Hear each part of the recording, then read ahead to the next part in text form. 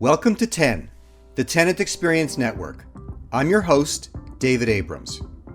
We are excited to be sharing with you a series of interviews that we recently completed with guests that appeared on the 2021 Power 100 list of commercial real estate's most powerful players, published by Commercial Observer. In this case, I want to thank James Nelson, Principal at Avison Young, Head of Tri-State Investment Sales, who made the introduction to our guest today, Craig Leibowitz, Executive Director, Innovation and Insight Advisory, U.S. at Avison Young. In this episode, we will learn about Craig's journey to his current role, where with his team he designs custom data analytics products that enable occupiers and investors to solve their complex real estate strategies. We will tap into his passion for real estate and thinking around getting close to clients. We will hear his views on how his team is working to humanize the real estate story, offering more transparency and a greater understanding of what it means for all users. Craig will also talk about his thinking around the transition back to the workplace and how variables such as the employee, function group, company, industry, and market must all be considered when making decisions. And now I'd like to welcome Craig to the show. Really glad you could be with us today. My pleasure. Thanks for having me. Yeah, awesome. So let's get started with your journey to your current position as Executive Director, Innovation and Insight Advisory at Avison Young, leading a team that designs custom data analytics products. How did you get started? Walk me through that and maybe share a little bit more about your current role. Sure. So I kind of fell into commercial real estate. Honestly, I was not hired to do research. I wasn't hired to do innovation about a decade ago, and it feels like it was yesterday, honestly. But really, my journey began with a passion for real estate, first and foremost. And it wasn't, hey, buildings are tangible and we could see them and touch them and feel them. No. Whenever I interview candidates, it's typically what they say. But for me, it was the psychology behind real estate, and what really kind of piqued my interest in commercial real estate specifically, and New York City more generally, was actually seeing the redevelopment of the World Trade Center complex from 2004 when I interned at a bank in what was then the World Financial Center to what it ultimately became, and really getting my arms around the complexities and the sensitivities behind that redevelopment. That really piqued my interest and allowed me to say, maybe I want a career in this field of work. I didn't know exactly what that would look like. So naturally, I graduated in the global financial crisis. So it was either going to go into accounting or be a barista at Starbucks. There's no between. Those are my options afforded to me, basically. At that point in time, I had opportunities to work in commercial real estate that dried up, given the economic environment at that time. But I was lucky enough to join JLL in their industrial practice, where I was not hired to do research. I was there to support their really burgeoning industrial brokerage practice. And this was back in 2011, when industrial wasn't then what it became now, given the last mile distribution and the acute need for warehouse distribution space in markets like New Jersey, New York City, and elsewhere around the United States. So during that journey, I kind of fell into research, because back then they looked at me and they said, words and numbers. So I said, I guess so. And from there, I had an opportunity to ultimately transition to New York City, where I first studied the downtown leasing markets. It all came full circle. And I was lucky enough to learn from people who are quite a bit smarter than myself, who had unique backgrounds, who enabled me to take that next step to start to analyze the market, specifically the New York City real estate market, through a unique lens, all driven by data and unique interpretations of that data. One of my mentors is John Sakaitis, who became the Chief Innovation Officer at Avison Young about 2 years ago. Actually, almost exactly 2 years ago to the day, believe it or not. So he joined the firm. There was a need for people with my kind of expertise, those who could interpret real estate markets through a unique lens. And in my current role, which has kind of taken on a journey of its own, but part of my job is what we reference as sales enablement, meaning working with our clients to produce custom predictive or real-time data analytics tools or solutions, whether it's an occupier or an investor, a single location, multiple locations, office, or any other property type, real estate or real estate adjacent data like demographics and economics. And another part of my job is around thought capital. So it's taking the same data, but just interpreting it through a unique lens. And along the way, I spend a lot of my time just doing exactly that, designing data analytics tools that really don't have a precedent in any brokerage shop. So the way I kind of think about it is more or less the McKinsey approach towards data analytics, but merged with the unique interpretation of real estate fundamentals that you find at any real estate services firm, definitely with Avison Young at the top of that list. Right. Well, listen, with that background, I'm really excited to have you on the show today because I think you're going to bring a really interesting perspective to our discussion. And just so you know, when I was first starting out, I did go into public accounting. So I actually started in public accounting for 4 years before getting to marketing, a long career in marketing before, I became a founder and CEO now of HILO. So, I didn't think about a barista back then. I have thought about it a couple of times along my journey as a founder. Am I going to end up just being a barista? But so far, we're sticking with this. So I'm just curious why you think you were so uniquely suited to this opportunity. What sort of helped you to become successful? You talked about some mentors, but otherwise, any skills or colleagues, books, what has sort of contributed to you finding this niche within the industry? It began with a passion for commercial real estate, and it's not data for data's sake. It's because data is everywhere. It's just the interpretation of that data is where people like myself and so many of my partners over the years come into play. And I was just having this debate earlier this morning with our entire New York brokerage team here at Avison Young about, hey, listen, I could say the availability rate's 19% or say 17%, but at the end of the day, it's what does it mean for you being the client?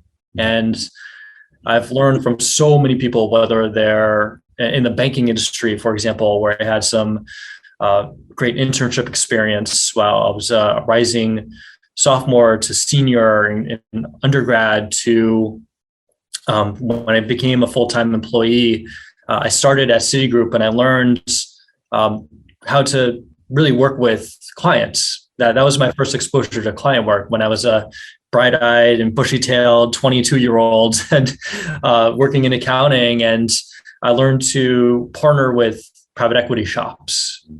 We're a very discerning audience, but one that gave me an acute appreciation for how to best work with clients. And what I learned when I transitioned to commercial real estate was the closer you get to client work, perhaps the higher the trajectory from a career perspective could become. And what I did when I joined JLL was I really learned from people with a lot of unique and interesting backgrounds, whether they were leasing brokers or capital markets professionals, whomever, leaders, analysts, associates, VPs, managing directors, whomever.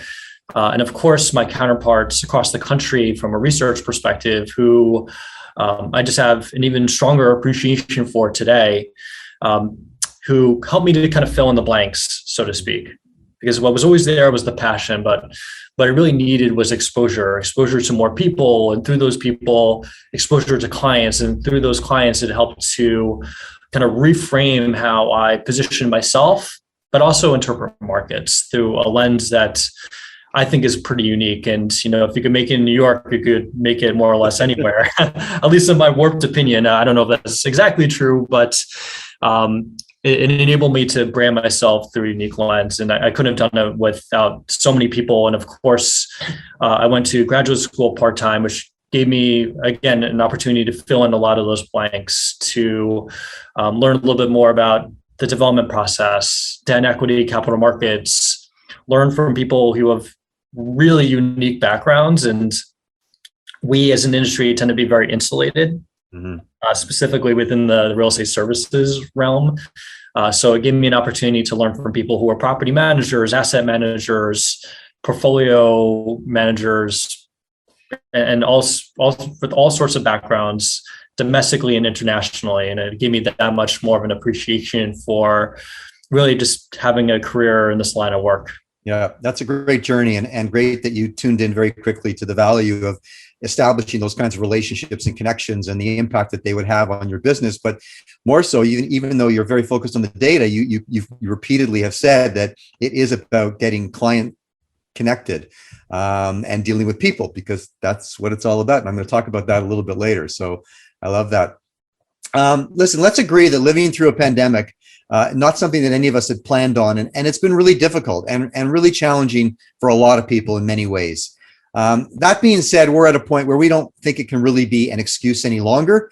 We've taken the perspective that now is the time to be better, to build something better, create something better.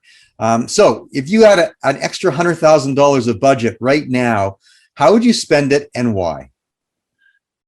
So I'm a part of a really talented team that has a deep, not just real estate market expertise, but also analytical expertise. I would spend that $100,000 on a handful of unique data sources that enable us to tell the real estate story. Okay. And I think it's not just vacancy or rents or cap rates, the way that we would traditionally tell the real estate story through an occupier or an investor lens, but I would anchor it more so in real estate adjacent, unique interpretations of demographic trends, to name one example. I think that's where the real opportunity lies in the current environment, because that is what informs decisions. Mm-hmm. And it's a demand-driven environment at the end of the day. So what informs an industrial operator to lease a specific warehouse or distribution center in New Jersey, for example? What anchors the decision of an office occupier to go to the Empire State Building versus One Vanderbilt, as another example? It's not just rents. It's also about the employee experience. It's about access to talent, even in the post-COVID environment, which is very understated. And how could they partner with people like myself or others within our organization to inform them to make a decision in an environment that has no precedent? Mm-hmm. Well, listen, I think space is a commodity. So the question is, what else about the location they choose can be a differentiator and can make for a compelling reason why that is where they need to be, right? Exactly right. And there's so many considerations in mind here. And what motivates one company can be completely different from what motivates another company. And those motivations change, and they change radically, as we've learned. If we've learned anything from the post-COVID environment, we were in an environment where, as February 2020, it was all about agglomeration theory. It's about jamming as many employees into one roof, or maybe a campus environment, whether it was over your left shoulder in Bryant Park, for example, as one of those locations, or just a single footprint. But now, because the future of work has changed, it means motivators have changed too. So it's really catering our message to whatever works best for our clients, whomever they may be. That's a good segue to our next question. So, there's a lot we don't know. Certainly, we're starting to gain some insight into what the roadmap forward looks like in terms of the return to workplace, as it's now begun in many cities, including New York, where you are. Certainly, it's going to be a slow process. But I think we can all agree that flexibility is going to continue to evolve as an emerging theme in commercial real estate, recognizing that people are going to continue to work from anywhere. It was not just only a phenomenon that will have only taken place during COVID. So knowing that is going to be something that will continue, flexibility, working from anywhere, including the home. I'm just wondering what your thoughts are on the implications for the multifamily and office sector specifically. The war for talent is real. It didn't disappear during the pandemic. So I would look at the labor market as a barbell. So one end of the spectrum, you have office using employment. The other end of the spectrum, you have like pickers, packers, individuals who would work in a warehouse setting, for example. Those are remain the tightest segments of the labor market today, which is a key differentiator between now and the last couple of recessions, specifically when, for example, banks were shedding headcount and then shedding office space accordingly. That's not the case anymore. So the way I would think about it is, first and foremost, having some air of flexibility when it relates to returning to the office. And it's an adjustment period. So I know I experienced it myself when, I grew out a pretty gnarly beard. I couldn't get a haircut for like 12 weeks. I looked ridiculous. And it was kind of like a transition to becoming, back in the office, recalibrating the way I worked, which was back then, literally I was working off of a 14-inch screen Surface Pro, and that was it. And so like my eyes were, I probably lost like my eyesight at stages back then during the quarantine period. But the point I'm making is that flexibility is key to your point, and it does take time for people to make that transition. There's a transition period to simply get on a train again, right, to walk to the office, to take a bike, whatever the mode of transportation is, that's a transition. Working 5 days a week from an office environment takes some time to get used to, especially when you've been working remotely 24/7, more or less, which has its own quality of life implications in a very negative sense, to recalibrating the way they used to work. So it's not as simple as like go back to the office Monday to Friday, turn on a dime. You have, after Labor Day, you're back in the office every day. I think there's a little bit of a transition that comes with that. And that's what worked for me. And I know that's what's worked for others that I've spoken to, whether they're colleagues or clients. So maybe it's 2 days a week, maybe it's 3, maybe it's 4, maybe it's, hey, taking a page out of the American Express playbook and working remotely on Fridays to start, which is something they've done for a long time, which has worked for them specifically in their workforce. So it's not just turning it on a dime. It's kind of like a spigot. I would just turn it ever so incrementally to get people comfortable returning to the office. There are a lot of variables at play here, of course. It begins with the employee, then it's function group, then it's company, and then industry, and then market. So there's 5 different variables at play here. What works for one may not work for any other. So that kind of begets the whole air of, hey, just be mindful of that, because it is psychological at the end of the day, and your exposure to others can be pretty acute in markets like New York. And I use this analogy in our meeting this morning. If you're taking NJ Transit to Penn Station, then you're transferring from Penn Station via New York City subway to Times Square, and then you're transferring again. Think about your exposure to other people, even if you are fully vaccinated. That's a really big hurdle for some people to jump through. So just to be mindful of that. If you are, in a place where you need to start to really become more productive, because that's really what the mindset is here. How do we get or become more productive? And we could acknowledge, as someone who averages 35 to 50 Zoom calls per week, that simply not productive. I'd rather have walk down the hall and say hi for 5 minutes than scheduling a 30-minute Zoom call to do the same thing.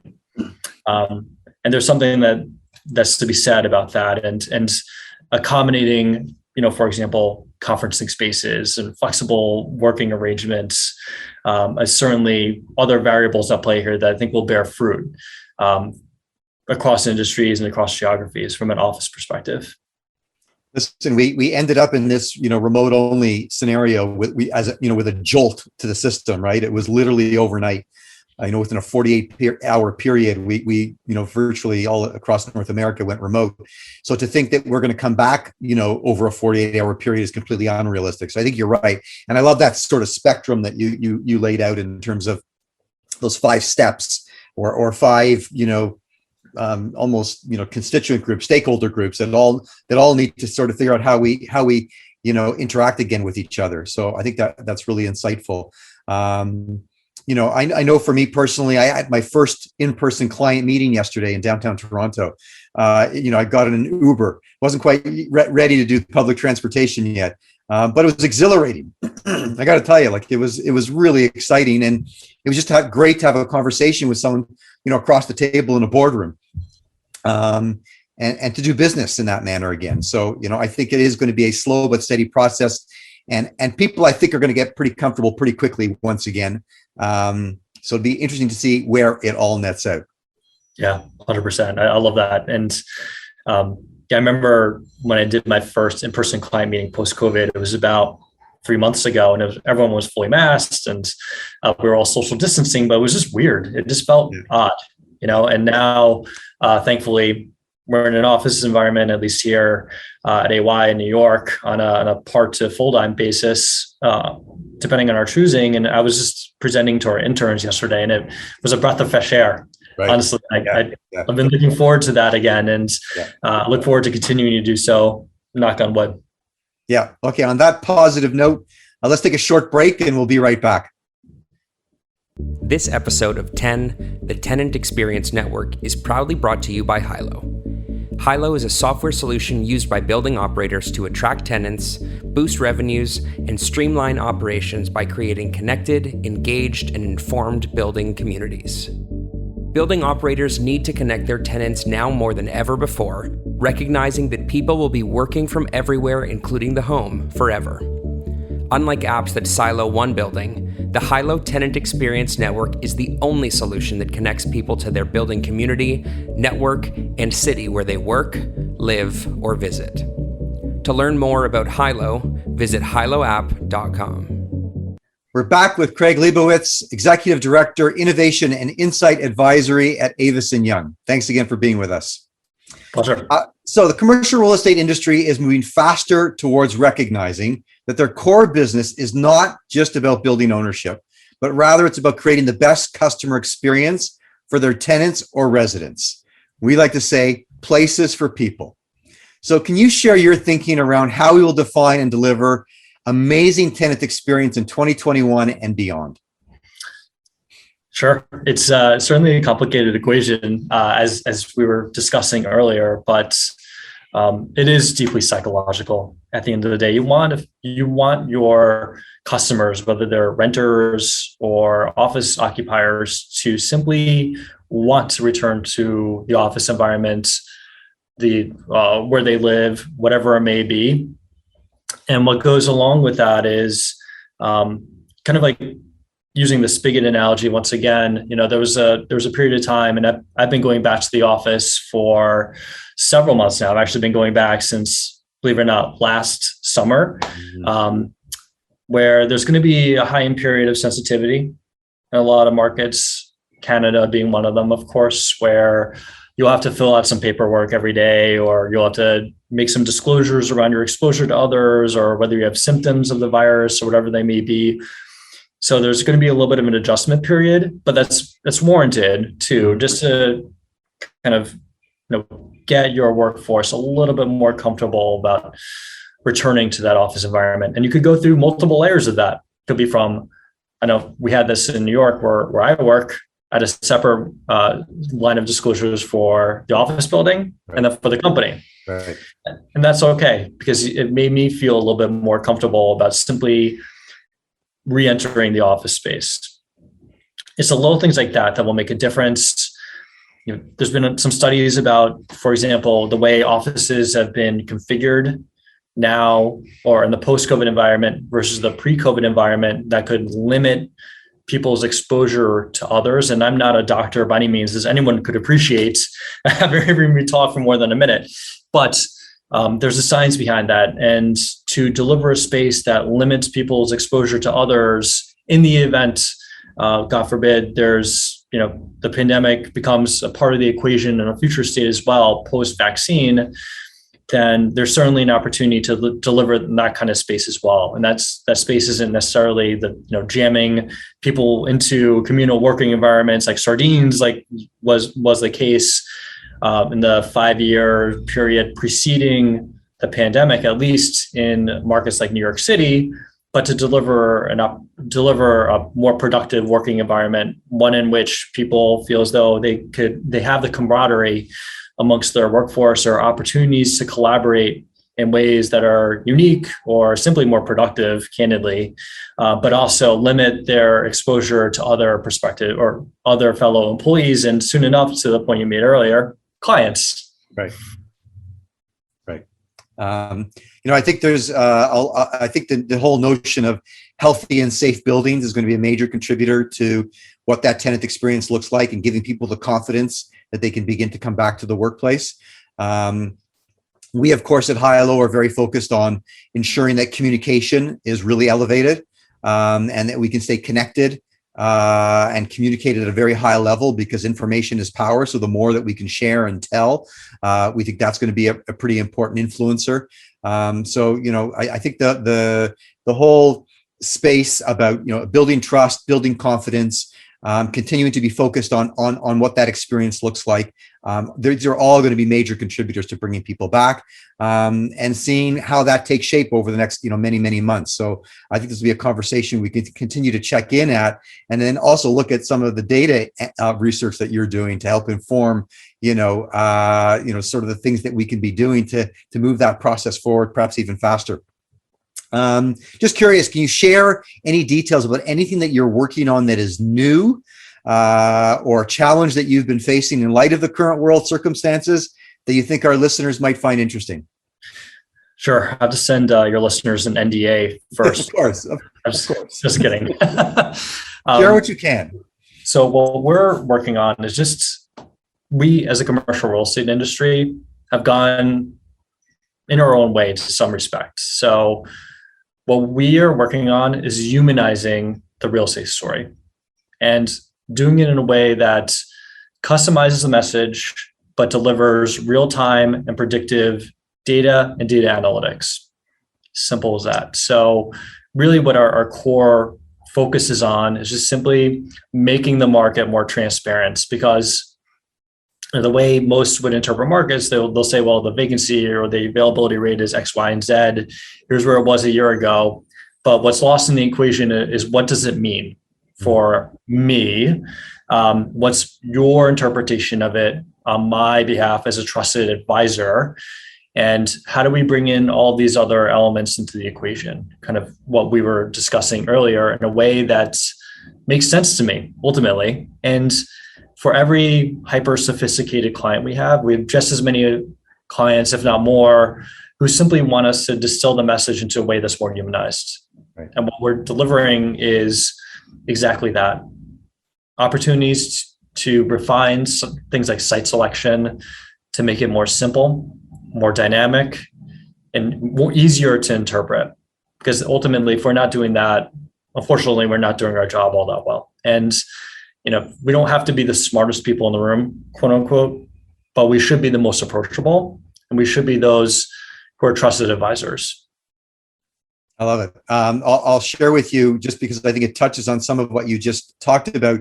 We've just launched something that we call Space Bar, which is a community for people to come together in all aspects of the industry. So whether they be industry experts, working in the industry, or just people that work in buildings, employers, who want to come and talk about, what a return to workplace looks like, and make it very human, make it very much about our own personal experience, what we're comfortable with, what we're not comfortable with, and not a prognostication as to what, are we going to be working 3 days or 5 days in 3 months or 6 months, but what are we thinking and feeling today?